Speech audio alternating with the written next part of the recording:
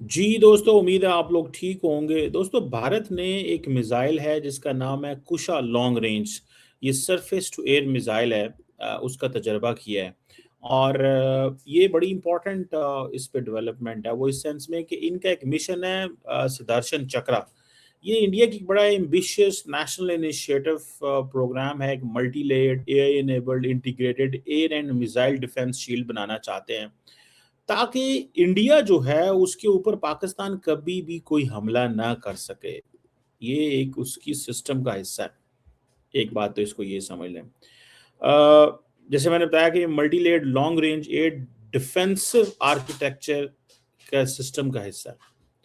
और ये जो मैं आपको बता रहा हूँ दिस मिशन सुदर्शन चक्रा, कि इंडिया चाहता है, और ये नरेंद्र मोदी ने बेसिकली ये कहा रेड फोर्ट के ऊपर इंडिपेंडेंस डे स्पीच के ऊपर।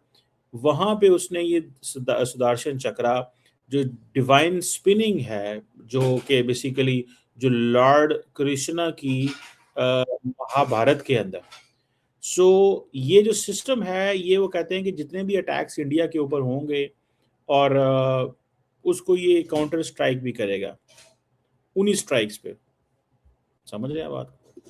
सो they are of the view कि हमें पाकिस्तान पे हर कीमत के अंदर पाकिस्तान को कंप्रोमाइज़ करना है, या पाकिस्तान की जो पोजीशन है उसको कंप्रोमाइज़ करना है। This is there approach.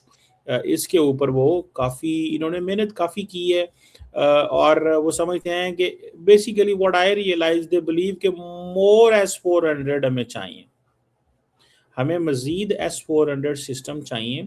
और वो S-400 सिस्टम वो समझते हैं कि हमें जनरेट करने हैं घर में ही, बाहर से ज़रूरी नहीं है हम वो सिस्टम जो है वो लें, पहली बात। दूसरी बात ये है कि इंडिया की ये जो defence research and development organisation है, इसने ये जो टेस्ट किया, इसके अंदर इम्पॉर्टेंट चीज़ ये है कि ये एक पहला टेस्ट था जो long range surface to air missile का। अ, और ये जो तीन इंटरसेप्टर्स डेवलप किए जा रहे हैं उनमें से ये एक था अंडर द कुशा प्रोग्राम। और ये जो इनका अब्दुल कलाम आइलैंड है, ओडिशा कोस्ट में, ये वहाँ से हुआ। और इंडिया समझता है कि ये हमारी जो multi layered long range air defence architecture है, और वो जो मिशन 2034 सुदर्शन चक्रा जो है, ये उसके लिए they consider it is an important milestone समझते हैं। वो समझते हैं कि हम इसमें बहुत कुछ कर सकते हैं, हमारी कैपेसिटी है। अ, अ, अच्छा, अब जो टेस्ट इन्होंने किया वो इन्होंने अगेंस्ट एक इलेक्ट्रॉनिक टारगेट था, और एक high speed and high altitude aerial threat था, जिसको इन्होंने इंटरसेप्ट किया। ये बेसिकली पाकिस्तान ने भी किया था। अगर आपको याद हो कि जब इंडिया की पाकिस्तान की हुकूमत ने ये बात की कि हमने कुछ इंडियन मिसाइल जो है उन्होंने अफ़गानिस्तान में भी टारगेट किया है, तो बहुत सारे लोगों को इस चीज़ पे बड़ा अचंभा लगा कि ये अफ़गानिस्तान पे क्यों टारगेट कर रहे हैं?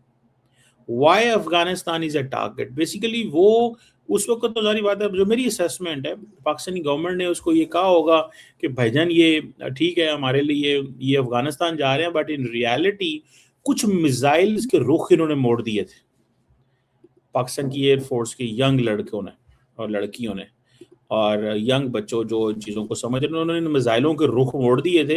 यानी कि उनके जीपीएस सिस्टम को ही ट्रैक कर लिया, और जहां से वो उठा वहीं से वो जो कुछ सेकंड्स मिनट्स का टाइम है, वहीं से उसको पकड़ा और उसकी जो रेंज है वो आगे कर दी। तो बेसिकली ये वही चीज़ है जो मेरी समझ में आता है कि आप एक आपने करना क्या है कि आपने एक इलेक्ट्रॉनिक टारगेट पकड़ा, ठीक है जी, और उसके ज़रिए आप उसी को हिट कर रहे हैं। इसीलिए वो उसको इम्पोर्टेंट माइलस्टोन कह रहे हैं कि इंडिया के डिफेंस रिसर्च एंड डेवलपमेंट के अंदर और राजनाथ सिंह जो है, उन्होंने कहा है जी कि ये बड़े कम मुल्कों के पास ये कैपेबिलिटी है। यानी कि कल को अगर पाकिस्तान के मिसाइल जाएंगे तो ये प्रोजेक्ट जो है, ठीक है, ये उसके ज़रिए चीज़ें, जो मिशन सुदर्शन चक्रा के ज़रिए जो अपनी कैपेबिलिटीज़ बना रहे हैं, कि पूरी की पूरी इंडिया के अंदर एक nation wide multi domain security umbrella की जाए, जिसमें land, air, sea, space and cyber जो है वो हो। और असल मकसद क्या है कि जो स्ट्रेटेजिक मिलिट्री साइट्स हैं और जो सिविलियन इंफ्रास्ट्रक्चर है, जो कि पाकिस्तान बार-बार कहता है, जैसे कि इंडिया तो समझता है रेलवे है और बाकी है, नहीं, हमारे लिए पाकिस्तान के लिए जो इम्पोर्टेंट टारगेट है वो इसरो फैसिलिटीज़ हैं, न्यूक्लियर प्लांट्स हैं। पाकिस्तान के लिए इम्पोर्टेंट टारगेट जो है इंडिया के जो वाटर इंफ्रास्ट्रक्चर है वो है। सो ये मल्टी वेक्टर थ्रेट्स जो हैं उनको काउंटर करता है जो ये इस प्रोजेक्ट के ज़रिए। और दूसरी बात ये है कि इसको ये इंटीग्रेट करना चाहते हैं विद दी S-400, यानी कि अब होता क्या है, जैसे मैंने आपको पहले बताया होगा कि जो डिफरेंट डिफेंस इक्विपमेंट्स होते हैं, जैसे ये इन्होंने अपना ये जो multi layered AI enabled defence shield बनाई है। अब S-400 भी समझ लें एक फॉर एग्जांपल एक डिफेंस शील्ड है, ठीक है। इसी तरह आकाश तीर भी एक इनके पास है, इसके पास और भी इनके पास हैं। तो ये डिफरेंट लैंग्वेजेस बोलते हैं, तो ये चाहते ये हैं कि जैसे S-400 एक बिल्कुल डिफरेंट फ्रेमवर्क में करिए, तो वो समझते हैं इसको भी इसके अंदर इंटीग्रेट कर दिया जाए। तो इसको एनेबल करना चाहते हैं इस शील्ड को और इस सारी चीज़ को। और अब जो एलिमेंट्स इसमें इन्वॉल्व हैं सेंसर एंड सर्विलेंस के हवाले से, डेंस रडार नेटवर्क्स हैं, इंटरसेप्टर्स हैं, वेपन्स हैं, इस तरह की चीज़ें जो हैं वो ज़रूर इसके अंदर हैं। अब कौन किधर क्या इसके अंदर होगा वो एक और फिर बड़ी बात है। और अंडर ये जो प्रोजेक्ट इन्होंने पूछा इनके पास है 3 लॉन्ग रेंज इंटरसेप्टर्स M1 जिसे जो है वो तकरीबन 150 से किलोमीटर तक होगा, M2 250 किलोमीटर तक और M3 जो है वो 350 से 400 किलोमीटर तक।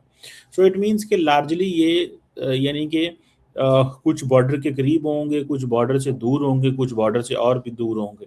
तो ताकि मुख्तलिफ जगहों पे इनको रोका जा सके, जैसे इंडिया अमेरिकन्स के और ये ने कुवैत को और बाकी सबको थाड़ शाड़ दिए हैं, तो इंडिया अपना किस्म के क्रिएट करना चाहता है। और ये अगले 2 सालों में वो कह रहे हैं कि इनको हमने इंडक्ट कर लेना है 2030 तक। सो इंडिया की जो डिफेंस पब्लिक सेक्टर है, भारत डायनामिक्स लिमिटेड और सोलर इंडस्ट्रीज जो हैं, वो बेसिकली ये वो पार्टनर प्रोग्राम है। और भारत इलेक्ट्रॉनिक्स जो है वो समझता है कि वो ऑलरेडी DRDO का पार्टनर है। और ये पूरे का पूरा जो सिस्टम इन्होंने ये जो क्रिएट किया है कमांड एंड कंट्रोल सिस्टम, जिसमें बहुत सारे रडार्स हैं, सेंसर्स हैं और सारी चीज़ें हैं, ये वो बताते हैं कि भाईजान ये what India is planning for, India किस चीज़ की प्लानिंग फ्यूचर में कर रहा है। इंडिया के जो लॉन्ग रेंज एयर डिफेंस है वो जिसमें S-400 जिसका मैंने ज़िक्र किया, जिसकी इंटरसेप्शन की जो वो जिसे कहते हैं ना वो काफ़ी ज़्यादा है, ठीक है। दैट्स माय असेसमेंट, वो उनकी काफ़ी रेंज है। और इंडिया ने क्योंकि इनको इस्तेमाल भी किया पाकिस्तान के खिलाफ, और वो समझते हैं कि हमारा जो सबसे बड़ा प्रोजेक्ट जो था वो यही था कि हम इसको पाकिस्तान के खिलाफ इस्तेमाल करें और रिजल्ट हासिल करें जो हम चाहते हैं। पहली बात तो ये हो गई। सो ये 5 जो S-400 सिस्टम लिए थे $5.43 बिलियन के, लेकिन इनको मिले नहीं वो आज तक। तो ये चीज़ें थोड़ी-सी हैं। इनमें से 3 मिले थे, 2 नहीं आए, 1 इन्होंने दोबारा कहा हुआ है हमें मिलना चाहिए। और जो फोर्स जो रेजिमेंट है वो उनकी डिलीवर हो गई है।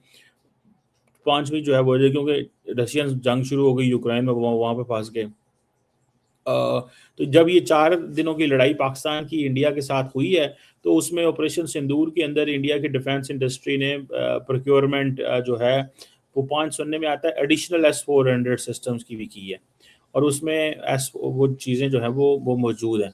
तो दे बिलीव कि हमें जो बड़े पैमाने पे पाकिस्तान ने मारा था, वो हम मज़ीद हमें काउंटर करना चाहिए और हमें 5 और ले लेने चाहिए S-400।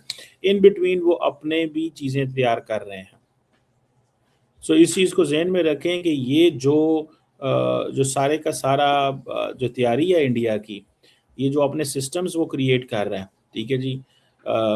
They are of the view कि हमें अपने सिस्टम्स भी क्रिएट करने चाहिए, S-400 भी ले लेने चाहिए, ताकि जो हमारा लॉन्ग टर्म जो जिसे कहते हैं ना जंग है पाकिस्तान के साथ जो वो लड़ना चाहते हैं, तो उनका नुकसान कम से कम हो। So they are investing in it they believe कि जो प्रीवियसली वो उनको ये व्यू है कि जो हमने S-400 और बाकी जो कुछ किया था वो एक कामयाब रहा था।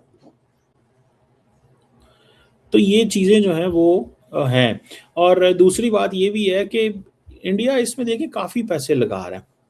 ये जो लॉन्ग रेंज इंटरसेप्टर्स जो हैं ये टाइम भी देते हैं रिस्पॉन्ड करने के लिए, क्योंकि अब देखिए इंडिया का जो वेस्टर्न बॉर्डर है, ठीक है जी, वो समझते हैं कि थ्रेट तो आपके ऊपर है, पॉपुलेशन बिल्कुल साथ है, हाई वैल्यू एसेट्स बॉर्डर के ऊपर मौजूद हैं, तो वो समझते हैं कि ये तो हमारे लिए एक बहुत इम्पोर्टेंट चैलेंज बन गया। So medium and long range जो बैलिस्टिक मिसाइल्स हैं पाकिस्तान के और चाइना के, एंड पर्टिकुलरली क्योंकि दोनों के दोनों इंडिया के जो दुश्मन है वो न्यूक्लियर आर्म्ड है, ठीक है जी। और ये एक पूरे का पूरा एक एंटी बैलिस्टिक मिसाइल शील्ड जो है वो समझते हैं कि क्रिटिकल है, anti ballistic missile shield critical है इंडिया के लिए।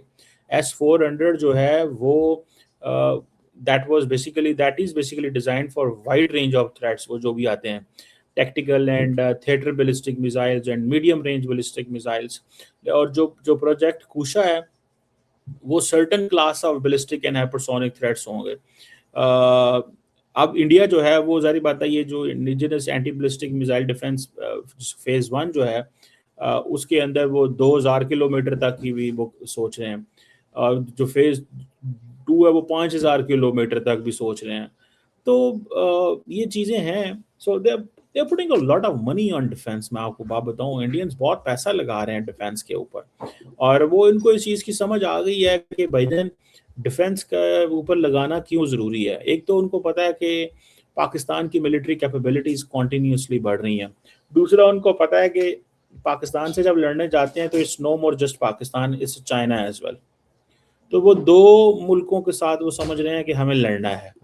तो जब दो मुल्कों के साथ लड़ना हो तो फिर उस हवाले से तैयारी भी दोनों मुल्कों के हिसाब से होगी।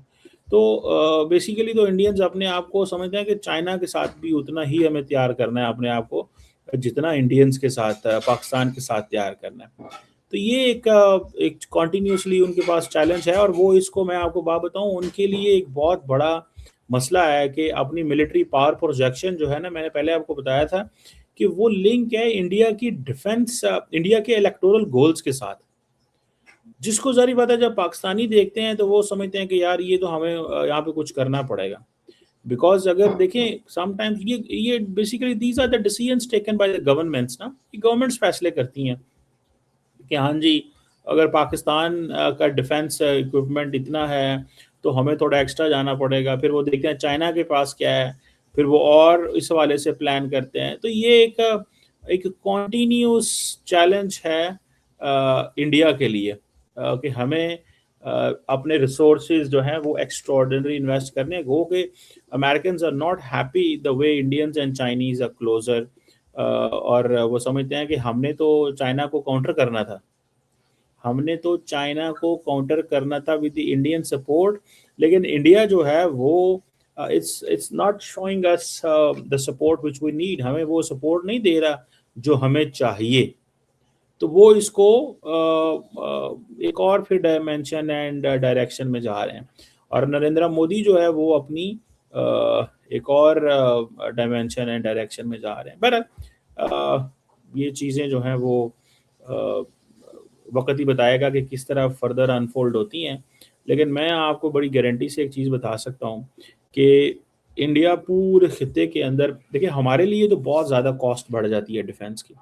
अब कहाँ पे 9-10 अरब डॉलर का दिफाई बजट, कहाँ पे 90 अरब डॉलर का इंडिया का दिफाई बजट है। सो हमें इंडिया को काउंटर करना पड़ता है। अगर ना काउंटर पड़े तो जिस तरह मोदी साहब की पॉलिसी है कि हर 4-6 महीने साल बाद 2-4 साल बाद आपने पाकिस्तान के ऊपर कोई ना कोई चढ़ाई कर देनी है, पाकिस्तान के ऊपर कोई ना कोई हमला कर देना है, तो वो फिर हमारे लिए मसला बन जाएगा अगर हम उसको काउंटर नहीं कर सकते। तो पाकिस्तान हमेशा एडवांस सोचता है, एक पॉइंट आगे सोचता है कि हमें जैसे फॉर एग्जांपल हमारे पास जो एयरफोर्स कैपेबिलिटी थी वो इंडिया को समझ नहीं थी कि इनके पास ये एयरफोर्स कैपेबिलिटी है, इसीलिए इंडिया ने 48 आवर्स के लिए अपनी एयरफोर्स को डाउनग्रेड उठाया ही नहीं था, जो कि CDS चौहान साहब ने ये बात की थी, which is very common and open, and वो उस पर मुझे कोई बताने की ज़रूरत नहीं है दैट व्हाट CDS चौहान जो कह रहे थे। वो एक उनके लिए बड़ा चैलेंज बन गया कि भाई ये जहाज़ों के साथ हुआ क्या है। तो लेटर ऑन वो कहते हैं हमने चीज़ें रेक्टिफ़ाई की है इनको की। बहरहाल लेट्स सी ये पाकिस्तान भी इस तरह इस पे इन्वेस्ट करेगा या नहीं करेगा, एक एक और सवाल है।